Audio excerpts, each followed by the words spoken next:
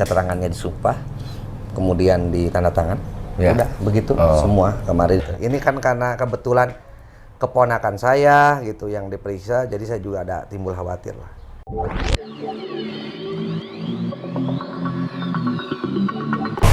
Oke, assalamualaikum warahmatullahi wabarakatuh. Selamat bertemu kembali dengan saya Heri Susanto, tentunya di channel saya. Sekali lagi saya ucapkan terima kasih kepada teman-teman semua yang sudah mensupport channel saya, sehingga saya dapat terus bersemangat lagi, dapat memberikan informasi, dan mudah-mudahan informasi ini dapat bermanfaat untuk teman-teman semuanya. Teman-teman semuanya, pada beberapa hari yang lalu mungkin teman-teman juga melihat di media sosial yang lain ya, bahwa terkait kasus yang terjadi di Jalan Cagak ini, bahwa telah dipanggil lagi dua saksi ya, dalam hal ini mungkin Danu dan kakak kandung korban yaitu Yoris. Dan kebetulan pada saat itu didampingi atau diantar oleh Pak Kades Jalan Cagak. Oleh karena itu biar teman-teman juga mengetahui seperti apa dan bagaimana cerita yang sebenarnya, kita tanyakan kepada Pak Kades Jalan Cagak. Pak Kades, mungkin mohon izin bertanya nih terkait kemarin Pak Kades, saya melihat bahwa Pak Kades itu istilahnya mendampingi, mungkin mengantar atau seperti apa terkait panggilan kepada dua orang saksi yaitu Danu dan Yoris ya. Mungkin bisa Pak Kades jelaskan, Pak Kades. Terima kasih Kang Heri. Jadi perlu diketahui ku sahabat ya, atau subscriber Heri Susanto Channel harus tahu. Saya mendampingi ke sana adalah kapasitas saya sebagai paman. Paman ya? Paman dari kedua saksi yaitu Yoris dan Danu. Jadi saya bukan berangkat jadi pengacaranya ya, atau kepala desa. Walaupun ada jabatan saya melekat di sana ya, kemana-mana Kades tetap gitu. Tapi intinya saya ke sana sebagai pihak keluarga. Ada timbul kekhawatiran ketika mereka berangkat berdua tidak didampingi, saya khawatir aja di jalan ada apa-apa. Terus juga saya khawatir karena ini begini nih, media ini banyak sekali untuk mengejar mereka, mau diwawancara gitu. Takutnya ngomongnya salah kemana-mana gitu, makanya saya dampingi itu agar supaya ketika ada media yang mau mewawancara, artinya ditahan dulu lah gitu. Bukan berarti jangan, silahkan nanti ada waktu-waktu tertentu gitu. Terus terkait pemanggilan ke sana itu adalah pemanggilan yang terakhir sebagai saksi, kemudian disumpah mereka dan ditandatangani BAP. Itu aja. Kenapa lama sampai jam 10 malam? Karena menegaskan dan dikonfrontir antara cerita-cerita mereka dengan saksi yang lain. Dari tanggal 15 sebelum kejadian gitu dikonfrontir. Ya gitu aja lah. Mungkin bisa saja Pak Kades nggak, selama ini juga kan kita tahu ya bahwa dari berbagai macam media juga ada yang bisa dikatakan mewawancarai kedua saksi ini. Apakah wawancara dari media yang lain juga itu bisa dijadikan bahan juga gitu kan? Terkait pembicaraan hari ini, hari itu, apakah itu mungkin saja nggak, tidak Pak Kades? Tidak, sebenarnya kalau tidak dituangkan dalam BAP yang saya tahu menurut ilmu penyelidikan dan penyidikan itu tidak bisa. Kalau saksi ngomong di media begitu kemudian di BAP tidak diceritakan tidak bisa, kecuali ada persetujuan juga dari saksi, kemudian polisi berkenan untuk memasukkan bahwa keterangan itu ya bisa, baru kalau tidak ya tidak bisa.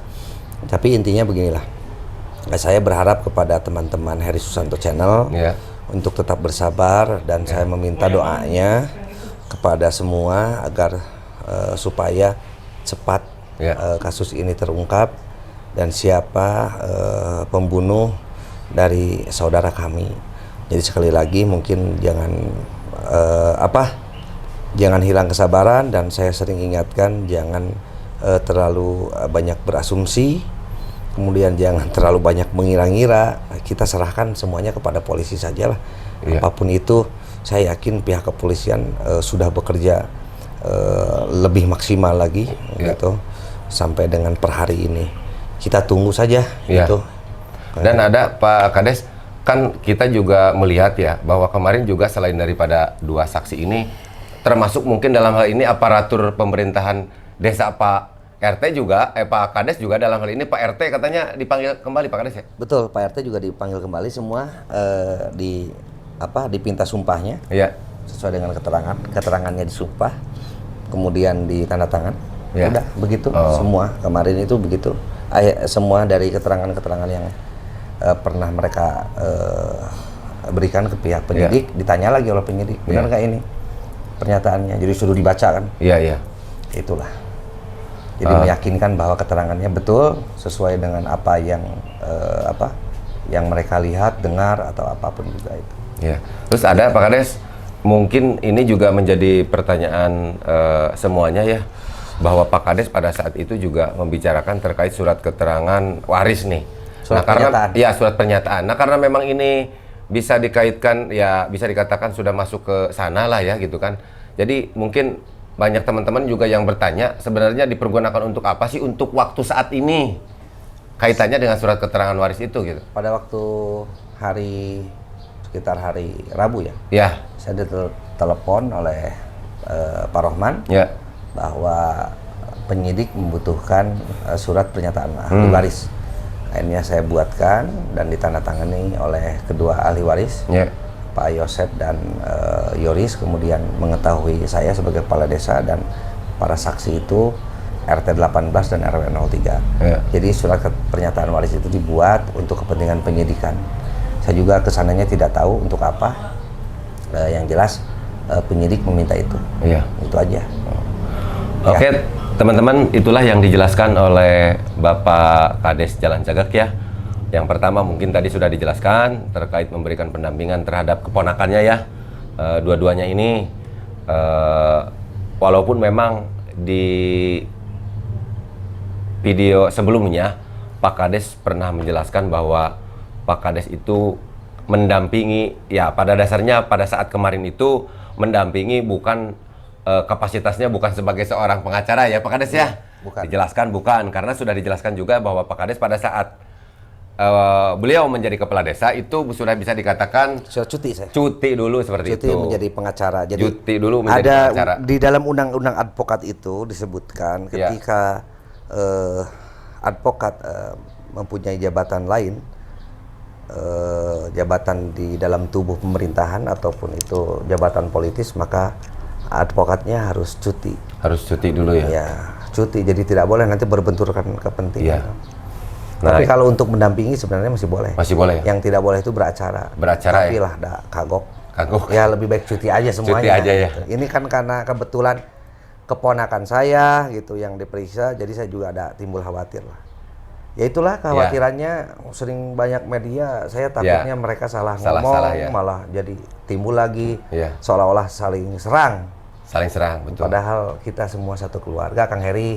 Tolong dijelaskan juga kepada teman-teman, gitu ya.